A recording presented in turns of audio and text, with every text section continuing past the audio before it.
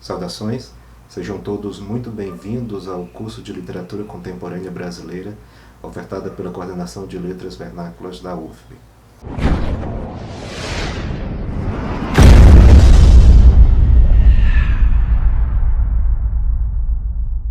Bom, para uma disciplina dessa natureza, a primeira grande questão com a qual nos deparamos é a problemática referente à própria definição de literatura contemporânea.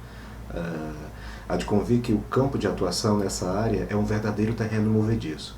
Bom, primeiro porque é muito mais fácil emitir um juízo de valor e promover análises teóricas de processos culturais que já estão devidamente solidificados do que emitir qualquer consideração crítica sobre poéticas que ainda estão em via de construção, né? Isso porque os processos solidificados, né, já têm um acúmulo de fortuna crítica e são capazes de gerar uma plataforma mais sólida sobre a qual o crítico literário pode se apoiar com mais afinco, né? Dessa forma, estudar literatura contemporânea é sempre um grande desafio. Como se não bastasse, é difícil definir a literatura na atualidade em função das transformações culturais profundas ocorridas nas últimas décadas, o que torna o terreno cada vez mais instável, né? Por outro lado, deve-se levar em consideração que a própria evolução na literatura ocorre muito mais por deslocamentos do que por um desenvolvimento propriamente dito. Isso significa que não há, em muitos casos, uma linha contínua de causa, efeito, em que os dados vão sendo paulatinamente transformados como se fosse numa lógica história muito linear. Nesse sentido, é possível encontrar na produção de hoje textos tanto que promovem ou que buscam dar respostas inovadoras para o processo formativo da literatura, como outros que, na verdade, regressam ao passado, resgatam formas que pensávamos nós há muito tempo já não estavam em circulação. É muito comum pensar a literatura contemporânea como sendo um tipo de produção cultural extremamente vinculada ao novo, à novidade, a técnicas quase que anárquicas de reformulação de formas literárias, de estruturas, como se esse tipo de literatura fosse a maior novidade dentro do cenário nacional, né? Mas é importante destacar que em nosso tempo o novo se tornou repetitivo demais, já que vinha sendo explorado com muito afinco desde a modernidade. E a negação deixou de ser um elemento criador, né, como foi, por exemplo, para praticamente todo o modernismo. Nesse sentido, a literatura contemporânea pode trabalhar tanto com formas extremamente inovadoras, evidentemente, apontando novos mecanismos estruturadores do texto literário, mas pode também retomar algumas formas do passado. Bom, de qualquer forma, a relação com o tempo é algo definidor, né, da literatura contemporânea. O próprio termo contemporâneo tem na sua base etimológica essa noção. O prefixo com significa junto e há um radical ligado à ideia de temporizar, né, que significa conceder mais tempo. Nesse sentido, o contemporâneo seria aquele que convive na nossa época. A literatura contemporânea, pois, aquela com a qual convivemos hoje. Então é difícil, de fato, pensar a literatura contemporânea sem vincular a uma ideia de tempo, antes de qualquer coisa, né? Mas pensar a partir dessa perspectiva significa aproximar a definição de literatura contemporânea mais à lógica dos estilos de época do que qualquer outro aspecto teórico. De fato, a questão basilar da literatura contemporânea está assinalada por um senso de historicidade. E por isso deveria ser uma matéria mais da história da literatura, né? Poderia-se pensar. Mas acontece que ela também comporta uma série de questões teóricas densas, que precisam ser resolvidas. Questões ligadas à autoria, ao gênero literário, ao suporte de produção, ao mercado, aos tipos de representação que passam a ser cada vez mais inovadores nessa época e uma série de outras. Então, por mais que a tendência seja estudar a literatura contemporânea através de um viés historicista, aqui nós preferimos dar um enfoque restritamente teórico. Bom, antes de qualquer coisa, existe uma grande confusão entre os termos moderno, no sentido temporal, e presente, no sentido de criar uma presença através da literatura, né? Como falei pouco tempo atrás, a literatura contemporânea pode recuperar formas que não têm absolutamente nada de modernas. Por exemplo, se a gente tomar como parâmetro a literatura universal, não só a brasileira, mas existe uma retomada muito grande de formas, estruturas, enredos, temas que eram muito recorrentes na Idade Média, por exemplo. Um outro aspecto que é bastante explorado nesse universo é a releitura mítica, né, da realidade, do mundo. Então os autores vão cada vez mais buscar ressignificar essas formas do passado. Ou seja, é como se o processo evolutivo na literatura contemporânea fosse dado meio que como uma espiral, né? É sempre, que na verdade é a própria definição de tradição. É sempre um olhar para o passado, recuperar alguma coisa significativa do passado e lançar esse conteúdo com uma visão nova no presente e com uma nova forma de leitura dos fatos sociais, históricos e das próprias estruturas literárias. Em um ensaio muito interessante sobre a literatura, a narrativa contemporânea no Brasil, o crítico de arte Karl-Erik Schohamer fala sobre a urgência da realidade histórica nos textos dessa última geração. De um certo modo, defende o autor, os autores da atualidade têm uma certa preocupação de não parecerem anacrônicos com o presente.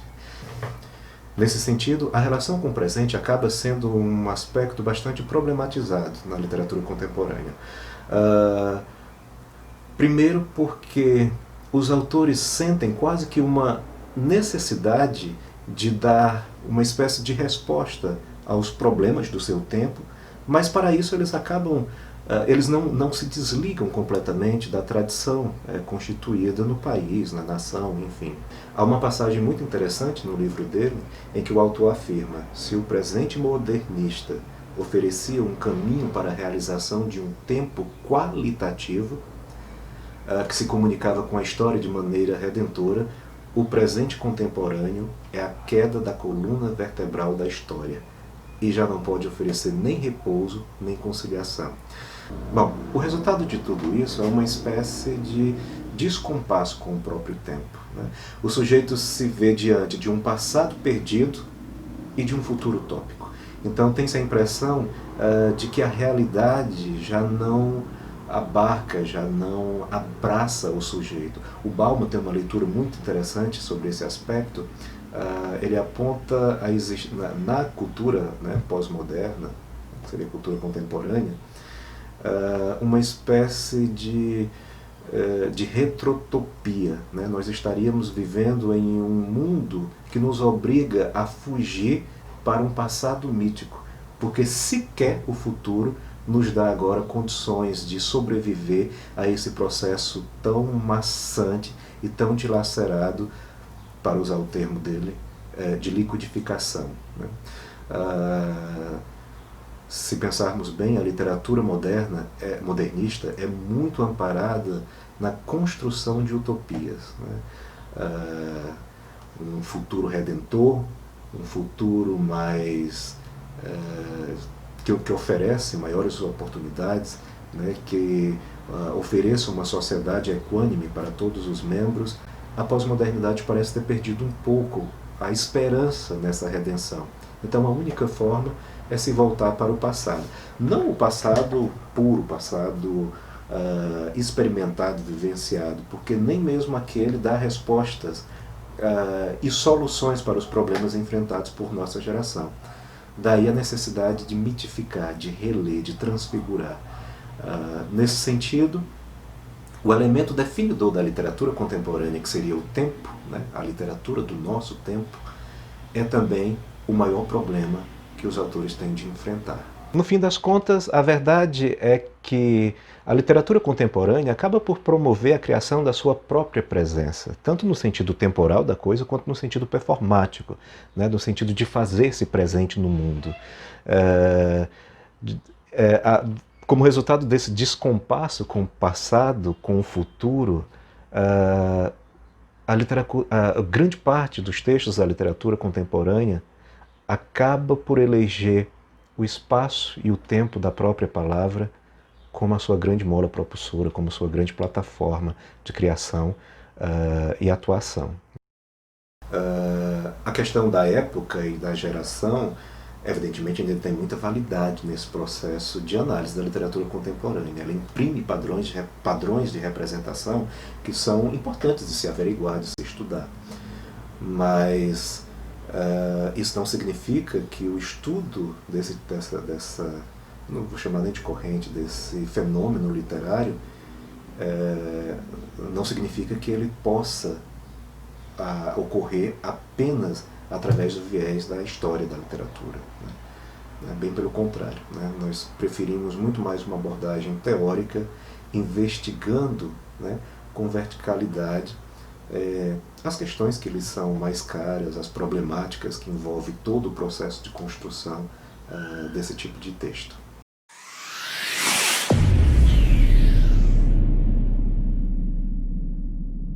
Bom, para se pensar a literatura contemporânea, é preciso primeiro entender onde ela se ancora, né? A literatura ela está dentro de um conjunto maior, que é o conjunto artístico, que por sua vez está dentro do conjunto cultural, que está dentro de uma sociedade.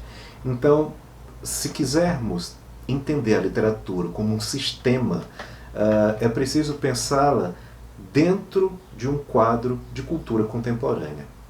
E aí nós temos já de antemão duas coisas que são distintas, mas que normalmente se faz uma confusão muito grande. Daqui a algumas aulas nós vamos ver questões referentes à pós-modernidade, por exemplo.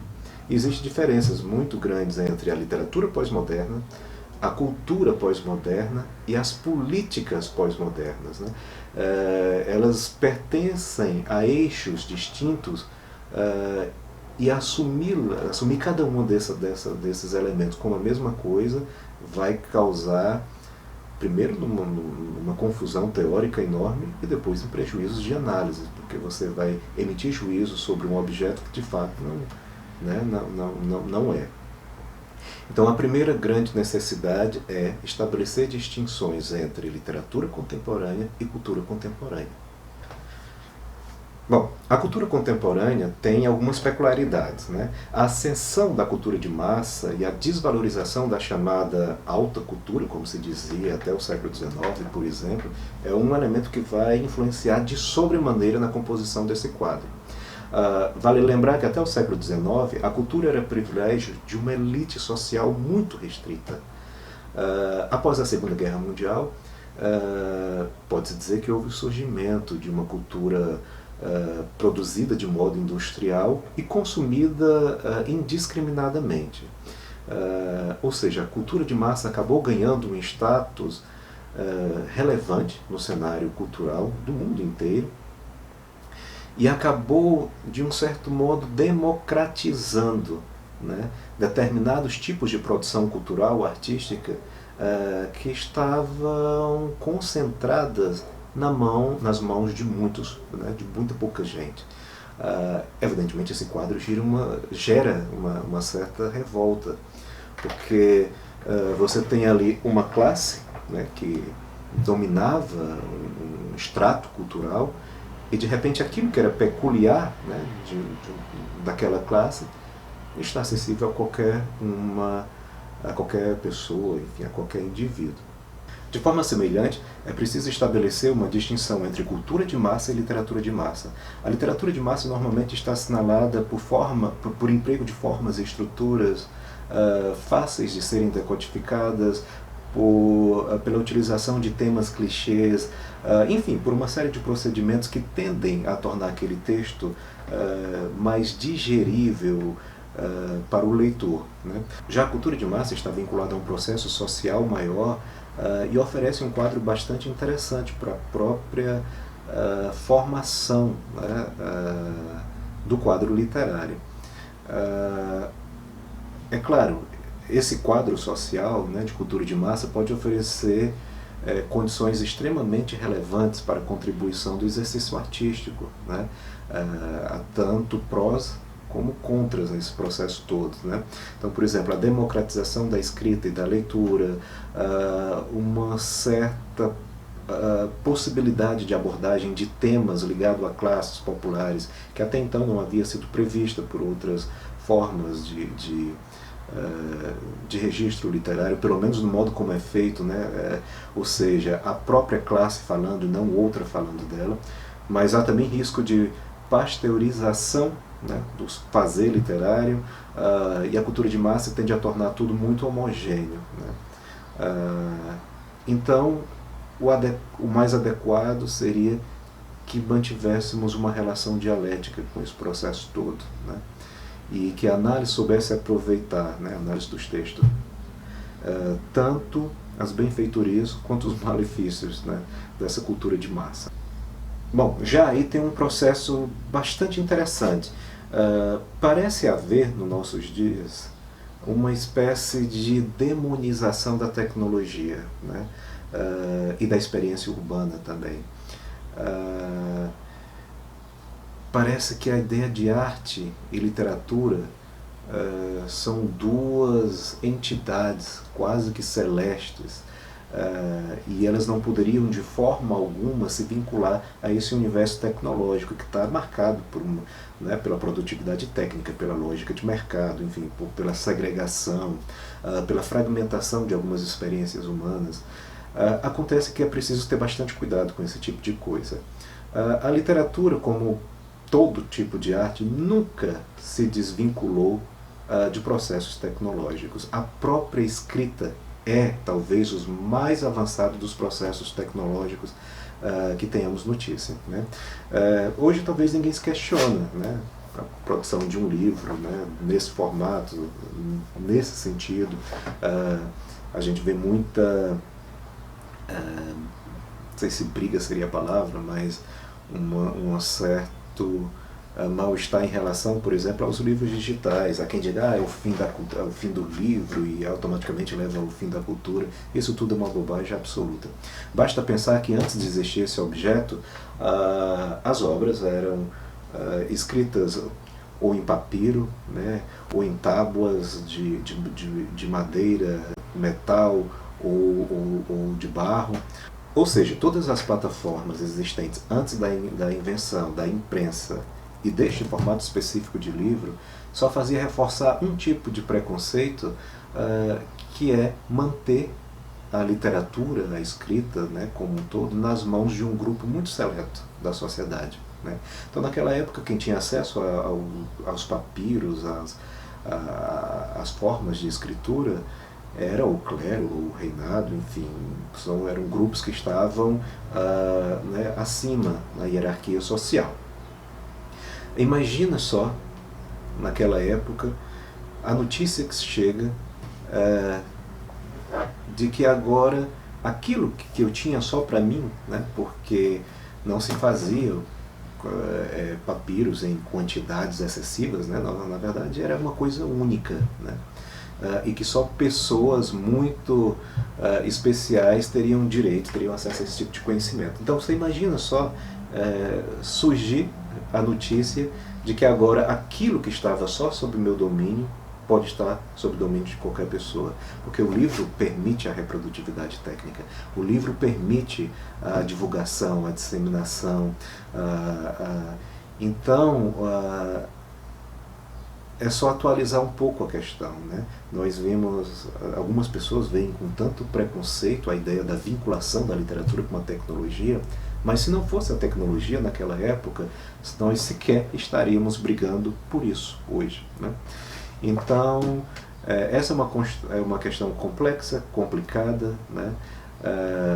É preciso ter muito cuidado com essa demonização da tecnologia, porque parte da literatura contemporânea se nutre, né, muito dessa parafernália toda, né?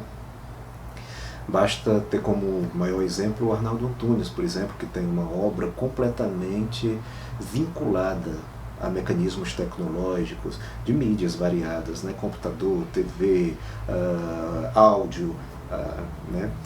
Só para ficar com um exemplo mais evidente, né? Da mesma forma, há também uma espécie de demonização da experiência urbana, né? Se pensarmos bem, as grandes metrópoles, por serem palco do progresso desenfreado, da falência ambiental, da segregação social, parece que se tornou um grande antagonista da própria experiência humana. E não é assim. Sobretudo a literatura contemporânea é densamente afetada e estruturada a partir da vivência com a cidade, sobretudo com as grandes cidades, com as metrópoles. Então, para falar a verdade, a cidade seria a espinha dorsal da constituição de todo esse universo, né? Mas por ela ser o palco de uma cultura industrial, muitas vezes é vista com maus olhos, né? E com certo ressentimento, né? Vocês vão ver algumas obras que pregam um retorno a uma cultura de campo, por exemplo, uma cultura campestre, a um tipo de sociedade antiga, né? Mais antiga, como se esse tipo de coisa fosse restituir valores, né? Como se fosse consertar, né, o caráter fragmentário, né, que existe na nossa sociedade, que isso é uma verdadeira bobagem, né? Nenhum retrocesso conserta qualquer tipo de coisa, né? Os consertos estão sempre em olhar para o passado, sim, averiguar o que foi feito, mas a partir daí lançar mão, né, de novos mecanismos e tentar construir uma coisa inovadora, uma experiência mais profícua. Bom, verdade seja dita, as novas plataformas geram um espaço mais democrático, né?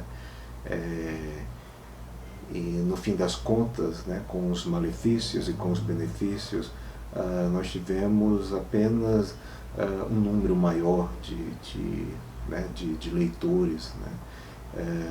E uma possibilidade de divulgação muito maior também do objeto literário como um todo. Isso não quer dizer de forma alguma que se deva abandonar algumas produções mais conservadoras, né? Não se trata disso. Bem pelo contrário, a tradição é fundamental para solidificar a renovação, né? Como eu falei no início, na literatura o processo é meio que de forma né, cíclico, de espiral, né? Então passado, presente e futuro sempre se comunicam dialeticamente. Se por um lado alguns críticos demonizam a tecnologia, as invenções exacerbadas, por outro lado, existe aqueles também que demonizam a volta, o apego ao passado, algumas formas do passado, né? Então, a gente precisa ter uma postura mais dialética e saber lidar com esses dois elementos. Tem uma afirmação muito interessante da Leila Perrone Moisés sobre esse aspecto. Ela fala o seguinte: a conservação é uma atitude inerente aos conceitos de cultura, de arte e de educação. Trata-se de conservação não como imobilismo e fechamento ao novo, mas como conhecimento da tradição, sem a qual não se pode avançar. Em termos culturais, conservar não é regredir, mas é uma atitude política, porque concerne a sociedade como um todo. Tem uma coisa muito interessante nisso. Há movimentos políticos, sobretudo, evidentemente, ligados ao fenômeno literário, que parece investir um pouco contra uh, autores canônicos, né, da nossa literatura. Né? Claro, há motivos para isso, mas é só preciso ter o cuidado para não ir além da conta e, ao invés de você tentar consertar um preconceito, você cria um contra-preconceito. Né? Então, há determinadas produções culturais que são fundamentais para a constituição do indivíduo, sobretudo para um estudioso de letras. Então, você imaginar um estudante de letras sem ter lido os clássicos da antiguidade, né, como a Divina Comédia, como a Odisseia, a Ilíada, né, enfim, e grandes autores ao longo de toda a tradição mundial, Shakespeare, Kafka, um pouco mais recente, né, e tantos outros, eu não posso ver de outra forma senão como uma falha de formação. Né? Então esses autores, eles contribuíram fundamentalmente. Né? E nós só entendemos a literatura como tal porque esses autores, de um certo modo, fundamentaram a nossa noção, o nosso conceito, enfim, o que hoje nós entendemos de literatura. É claro, existe um elemento político muito forte atuando na constituição desse cânone. E é claro que ele é extremamente voltado para o privilégio de uma classe. Né? Mas isso não significa que as obras sejam inválidas. Né? Então a gente precisa sempre manter um movimento dialético. Não é também porque eu estou sugerindo a leitura de clássicos da antiguidade, como, né, Homero, e tantos outros, que o aluno não deva ler, por exemplo, os grandes autores de literatura de cordel, né? Ou um autor da própria cidade que talvez não tenha uma envergadura dentro do cenário nacional, ou seja, não é uma obra que movimente fundamentalmente a constituição do sistema literário nacional, mas tem uma função muito importante para o sistema regional, para o sistema da própria cidade. E a leitura dessas obras também é muito importante, porque eu só me fundamento como indivíduo, e como indivíduo dotado de cultura, se eu partir da própria experiência, se eu conhecer e souber agir no meu próprio lugar. O fato é que aqueles críticos que defendem a leitura, né, sistemática de grandes clássicos, vez por outra são acusados de elitistas. Né?